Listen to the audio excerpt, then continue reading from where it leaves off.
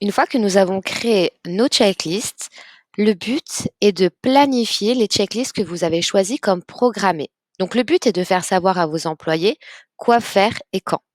Dès l'arrivée sur site, vous pouvez guider vos employés afin qu'ils adoptent une bonne conduite et une régularité à toute épreuve.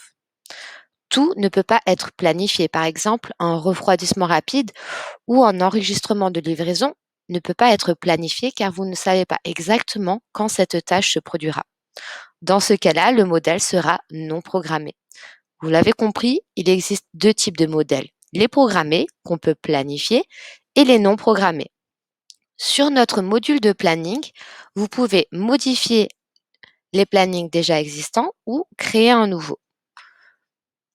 Pour créer un nouveau planning, il suffit d'appuyer sur ce bouton.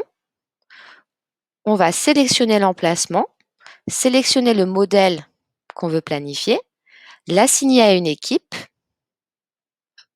Le monitoring, c'est si jamais vous avez des managers et vous voulez que ces managers voient les tâches de vos équipiers sans pouvoir remplir les tâches à leur place.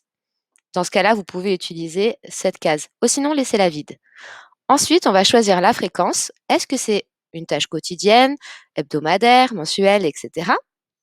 Et bien sûr, on va sélectionner le délai. On peut ajouter autant de délais qu'on veut. Donc, c'est très utile pour les prises de température, plan nettoyage, etc., etc. Et voilà, on sauvegarde. Cette tâche planifiée apparaîtra sur le tableau de bord de vos équipiers. Tout simplement. Passez une bonne journée.